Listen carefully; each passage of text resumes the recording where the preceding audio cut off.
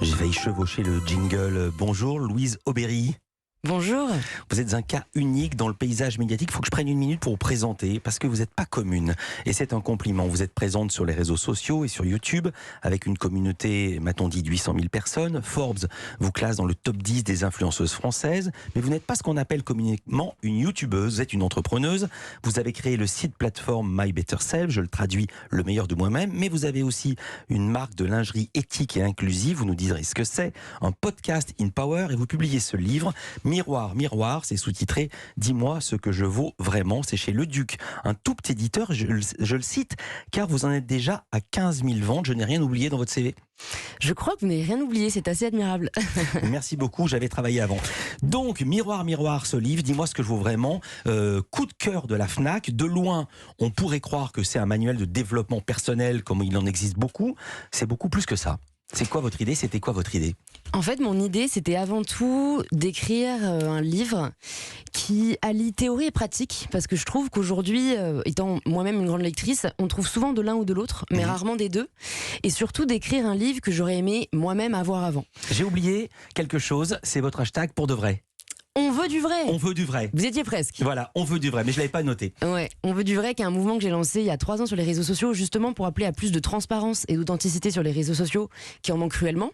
Et donc, de toutes ces réflexions, en fait, c'est vrai qu'est née l'idée d'écrire un essai accessible, parce que les essais, moi j'en ai lu pas mal, et ils sont toujours édifiants, mais rarement accessibles à toutes et à tous. Et donc, d'en écrire un, voilà, qu'on pourrait ouvrir et refermer à la fin, en se disant qu'on se sent mieux, qu'on a progressé et qu'on s'est libéré des injonctions qui pèsent encore sur nos épaules. On est d'accord. Alors comme vous, c'est tellement riche, je ne sais pas par quoi commencer, tant il y a de sujets de réflexion dans ce livre. Alors j'ai fait comme vous. Vous dites, j'ai hésité, j'ai démarré par ça. Moi aussi j'ai hésité, je démarre par ça. Je vous demande de raconter rapidement, parce qu'on n'a pas beaucoup de temps, 2 journées, celle de Louis qui a 25 ans, celle de Louise qui a 25 ans. Ils travaillent tous les deux dans la même boîte, au même poste. Alors c'est l'introduction en effet de mon livre, je me suis demandé comment le commencer et en fait je me suis dit qu'au final ce serait assez édifiant de juste partager le quotidien d'un Français et d'une Française du même âge. Et donc alors Louis, ça va être quelqu'un qui va se réveiller, qui voilà va... Il se réveille à 7h30. Ah oui, parce que vous pensez que je la connais par cœur. Non, je vais le résumer. Il se réveille à 7h30 et Louise, elle se réveille à 6h45. Ouais, Pourquoi ? Parce que Louise, elle se prépare, elle se pomponne, elle regarde si elle est bien épilée, elle se maquille, elle se coiffe. Louis, il va à la va comme je te pousse, il réfléchit pas pour mettre ses fringues, il prend ce qu'il y a de propre. Je me suis reconnu, je vais vous dire comment je fais. Je mets un jean propre, un t-shirt propre et une veste.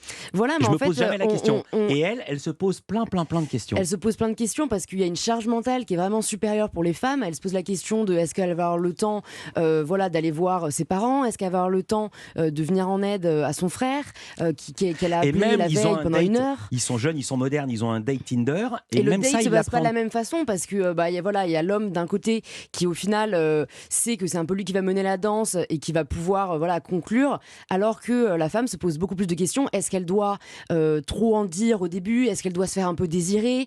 En fait, il y a beaucoup moins de liberté en fait. Le garçon lui plaît et il y a une injonction parce que ses copines lui ont dit si tu couches le premier soir, t'es un peu une 1-1. Ouais, t'es un peu une fille facile et en fait, et c'est vraiment quelque chose qu'on entend encore aujourd'hui. Je le vois avec des amis autour de moi et c'est vraiment en fait, on doit un peu réfléchir à chacun de nos actes parce qu'ils sont beaucoup plus jugés.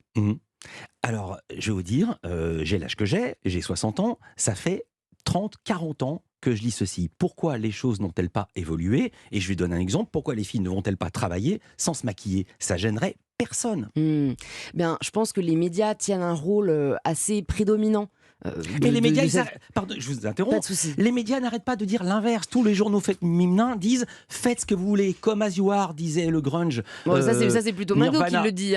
Oui, mais dans tous les papiers, la une duel il y a 2 semaines, c'était laissez-nous vieillir. Même les journaux féminins, l'injonction est inverse. Oui, mais je pense qu'on on peut pas déconstruire des années de ce qu'on appelle c'est presque de la propagande, du brainwashing, où en fait pendant des années les féminins ont matraqué comment avoir une belle peau, comment éliminer sa cellulite, comment perdre ses kilos, voilà, en trop. Et c'est vrai que j'en parle dans mon livre. Moi, ce que je trouve assez édifiant, c'est que en fait, il y a une vraie grossophobie en France, intériorisée, qui ne se vend pas de la faute, qui n'est pas de notre fait, mais qui est du fait des médias, où sous couvert de santé, on va s'inquiéter des personnes grosses.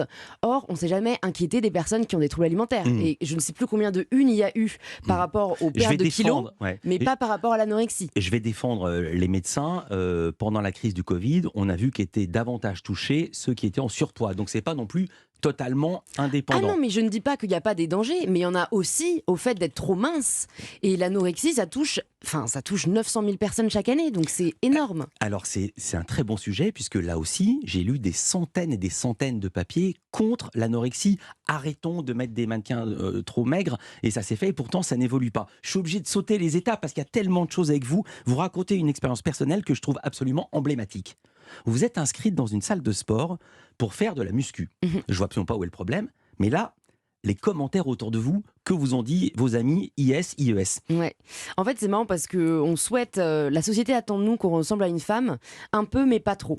Donc en fait, si on n'est pas maquillée, on n'est pas assez féminine. Et au contraire, si on est trop maquillée, on va être jugé et on va être critiqué.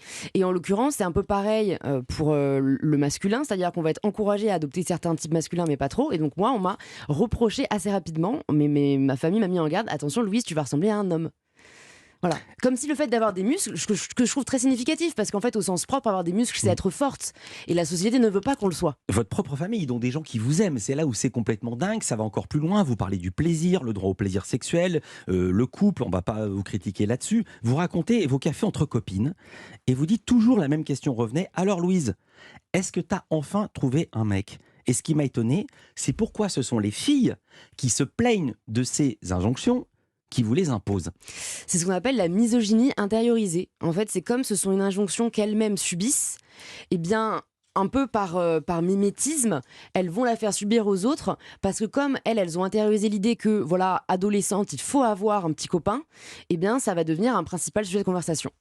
Il y a tellement de choses dont je voudrais parler. À la fin de ce livre, vous avez rajouté un dernier chapitre en mode tuto, manuel de réponse aux remarques sexistes.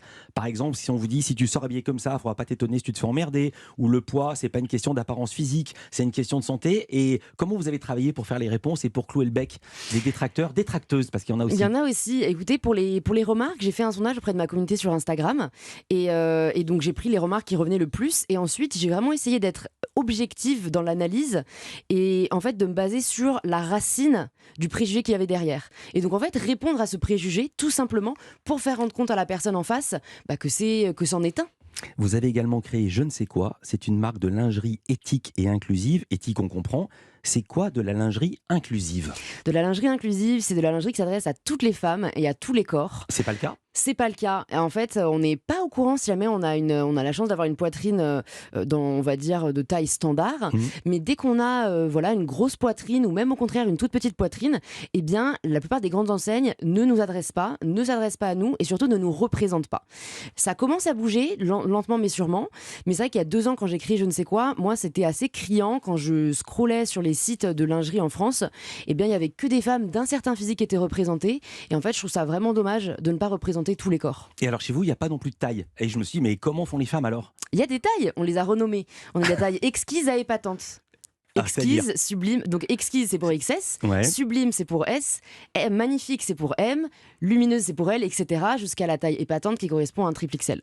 La taille épatante, ce livre est épatant. Il s'appelle Miroir, miroir, dis-moi ce que je vaux vraiment. Livre phénomène.